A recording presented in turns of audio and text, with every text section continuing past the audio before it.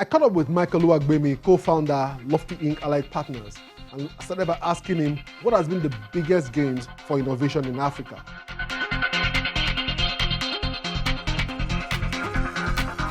I would say the biggest win is organizing, just having everybody agree to work together.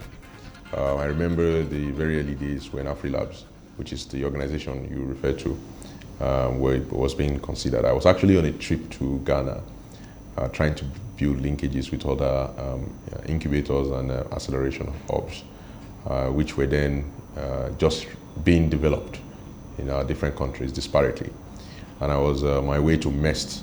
When I got to MEST, and somebody at MEST told me, oh, there's this thing called AfriLabs that everybody's trying to pull together that I need to contact then first chairman who today runs VC4 Africa. I should contact him, and I did, and immediately Innovation Hub was among the very first few hubs that was admitted into AfriLabs. And then we had our first meeting in Berlin, Germany, and then Republica, and it was a enlightening session to see African young people then coming back home under the guise of bringing back all the skills they've learned in universities across the world to help develop technology in Africa. Some will say that it's more of hypes and less of real progress. What is your opinion? PR is progress. For the longest time, Africa had the bad hype. In fact, they still talk about the bad press. And bad press perpetuates the imagery of Africa as that of ignorance, of hunger, of diseases, poverty, and war. And yes, when you now have good press, hype, that is progress. Do you still regard funding as a challenge? I've always regarded funding as an overhyped challenge. Because there's not scarcity of money that's the problem, it's scarcity of good and great projects. There's no scarcity of money to say, even within Africa. But the question is, have we correctly hyped ourselves? Have we correctly packaged ourselves?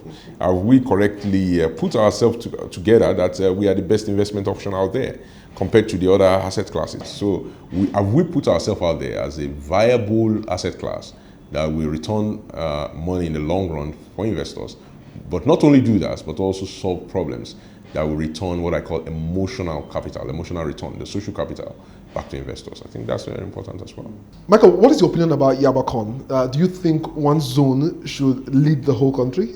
It's good for branding purposes and packaging purpose, right?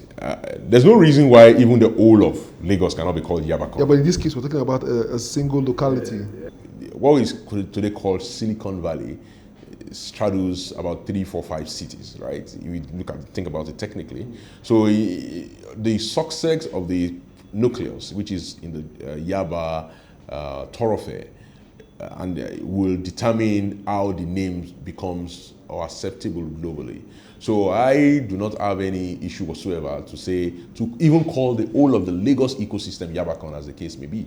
But I think we are still developing the lexicons, and a lot of people will still continue. So some will call it the Silicon Lagoon, and I think I've heard that term, and I like it because, again, the Lagos is a city of lagoon, Lagos. I mean, it's a city of lagoons, and that can be fine too. Some would call it, those of us developing things here in the north, in Abuja, Silicon Savannah. That's fine too. But the most important thing, I think, ultimately, we will not be judged by the name that we call ourselves. We'll be judged by the output. We'll be judged by how many startups we put out there. We're going to be judged by how many jobs we create and how many social problems we resolve. Yeah, I'm glad I'm speaking to an investor, and some startups who are watching this show now would like to learn more from you. So it's great to know what are those things that you look out for before you make an investment decision. If you're going to invest, make sure you're investing in people. So if you're investing in people, you can't invest in just one person because you're immortal. We have to invest in a team, right? So in that team, what am I looking for? First thing first, I'm looking for character. You see, without character, you can build anything. Character, the most important thing is integrity, right? The second thing is competence. I mean, if you're going to come to me and say, well, you're going to build a great software, you're going to do this, and you're going to market it, I'll be looking at you and say, okay, do you have somebody in-house that can manage the engineering side? Do you have somebody in-house that can manage the marketing side? Do you have somebody in-house that can manage the business side? Do you have somebody in-house perhaps that need to manage the human resource, because you're going to have people doing different things, the disparate teams. As you build teams, they become more complex. Human beings are complex. Do you have somebody that is going to manage that? So the competence of the team is equally important. The third C is capability. You know, you can have competence without capability. Capability comes down to a few things, including your health. So I care about the health of the co-founders. I care about the health of my team members. I also, even more importantly, I care about the ability to work together. Now you're talking about their capacity to deliver on projects, their capacity to deliver on their promises. Very important. And then the last thing, which I recently added to the 3C, that is now become the 4C, courage. An entrepreneur must have courage, because you go to bed every day and night trying to change the world.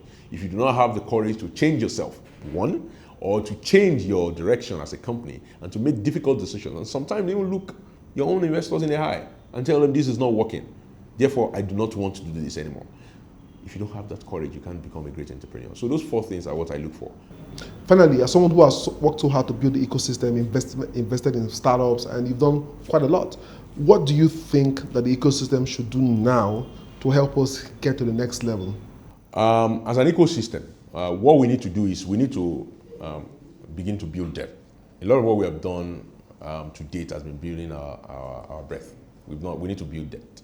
Depth in the sense that, for example, I spent the last 2 days at Bowen University, because you cannot anchor an innovation ecosystem by itself without talking about the research institutions, where the raw produces, the raw products of innovation should come from. So if our innovation ecosystem is not connected to our universities and our tertiary institutions and our schools, then we are sort of hanging. We are an ecosystem that's hanging.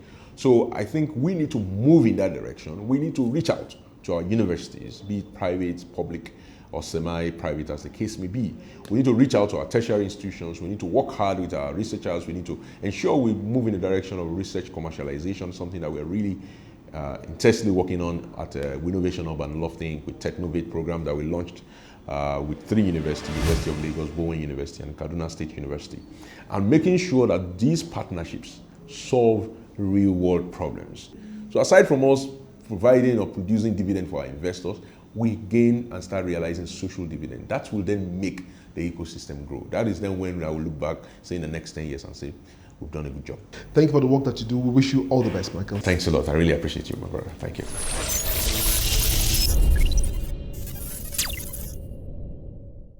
I have been chatting with Michael Oluwagbemi, co-founder, Lofty Inc. Allied Partners, who is a pioneer stakeholder of the startup ecosystem. He believes there are better days ahead for the ecosystem, and I'm also quite optimistic about the possibilities. However, we need policymakers to support the further growth of the industry through the right policies and watch innovation take the center stage.